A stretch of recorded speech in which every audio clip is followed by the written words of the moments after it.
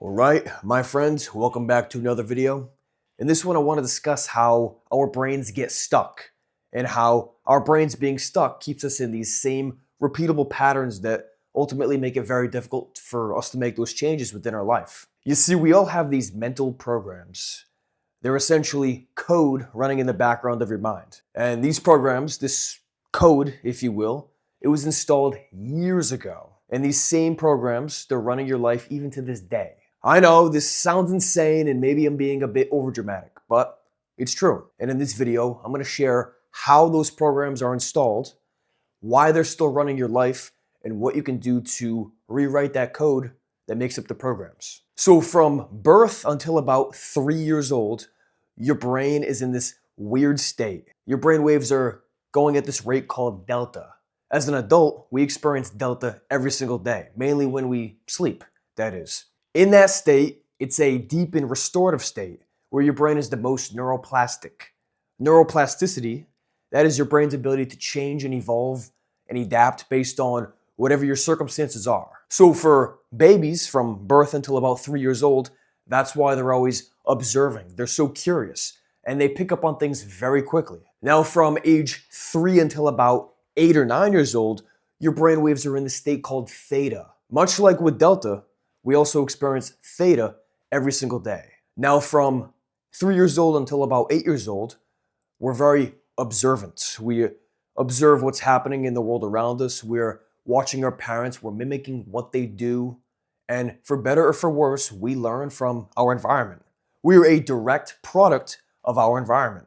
So we take on the thinking patterns, the behaviors, the beliefs, the characteristics, and the perceptions of our caretakers, from our parents, our school teachers, our grandparents, our older siblings, aunts, uncles, neighbors, you name it. And these people can mean well. They can want us to become intelligent and autonomous and deep and forward-thinking adults, but ultimately, not all of the things we learn from the people around us within our environment actually benefits us. We might take on the limiting beliefs or the overthinking, or the inability to execute on ideas from people we see around us as we grow up. And then as we become teenagers and young adults and older adults in the workplace, when we're trying to hit deadlines and crush our goals and advance with our careers and build that business, we have those limiting beliefs.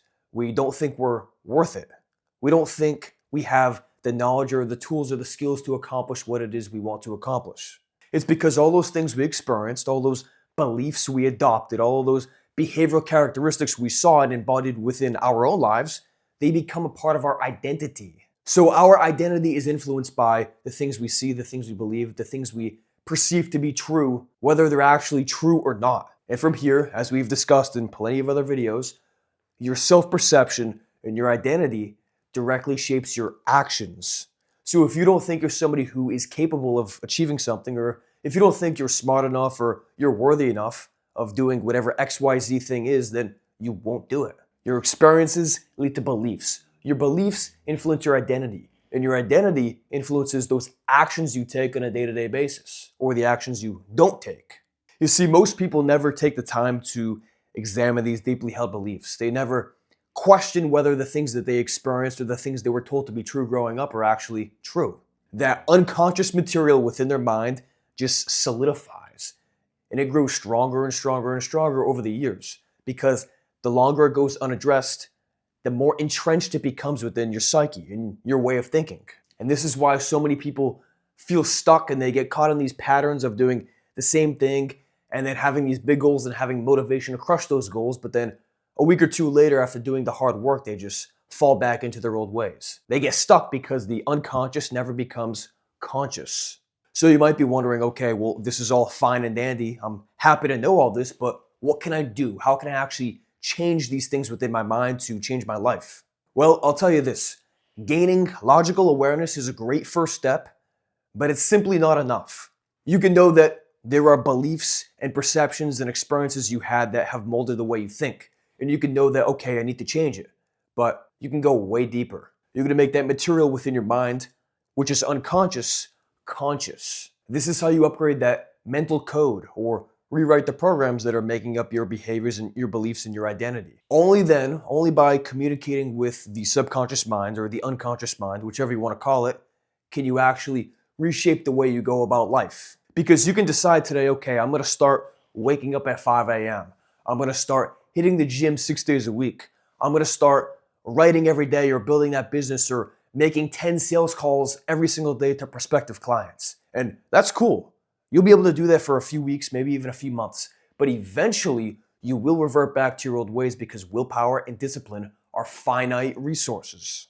Your behavioral and mental conditioning through all those years that took place mainly in your childhood will always revert back.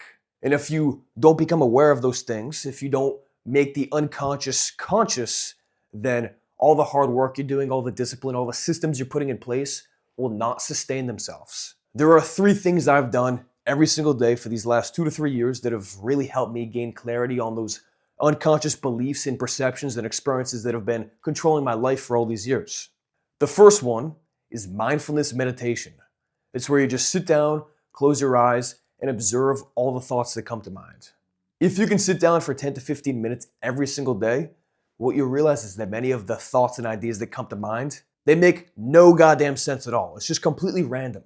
And once you can become aware of those and assess them from a non-judgmental and a non-emotional point of view, then the important stuff will come to mind, all right? It takes time, it takes consistency, and a lot of patience, but I highly recommend this, even 10 to 15 minutes every single day. The second thing I do just about every single day is free journaling. What I mean by free journaling is just writing with no agenda. You're not answering prompts, you're not doing gratitude, although those things are great. With free journaling, what you're doing is just opening up a page, picking up a pen, setting a timer for 5 to 10 minutes and just write. What this will do is it'll get all that unconscious junk that's floating around within your brain out onto paper.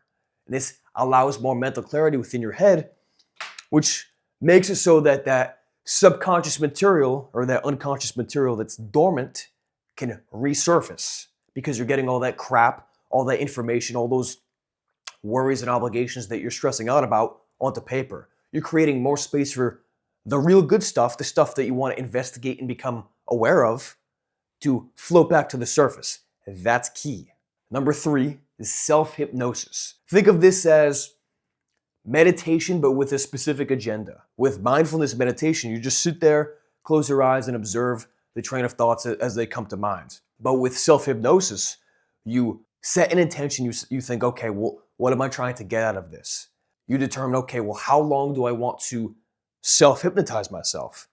And then you determine, okay, well, how do I want to feel after this experience? But what you realize is that what you become aware of while in this self-hypnosis is specific to exactly what your intentions were before you started. So you could set the intention of, I want to become more aware of the unconscious blocks that are holding me back. And as you go into that self-hypnosis, as you enter that trance state, so to speak, you'll see images or maybe ideas will come to mind, or you'll have these sudden thoughts that allow you to be like, okay, well, this is exactly what it is. This is what's holding me back. From there, you have conscious awareness. And then when you come out of that state, you can write it down. You can talk it out with a friend. You have made the unconscious material within your mind conscious. Once you have conscious logical awareness, then behavior change is much more feasible. So these are a few things that I've done with myself and with clients and with my family members and friends to really help them gain clarity on those unconscious mental blocks that are holding them back. Those things that are leading to overthinking or limiting beliefs or a low self-esteem. Remember, your subconscious mind or your unconscious mind, whatever you want to call it, has a lot more processing power than your conscious mind. It stores all information. It has all these memories, all these experiences and beliefs and perceptions deep within it. So if we want to change our lives, we got to change our beliefs.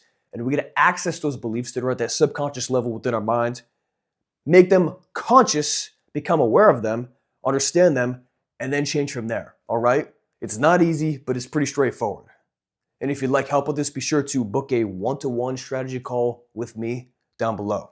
Alrighty then, I will see you in the next video. Bye.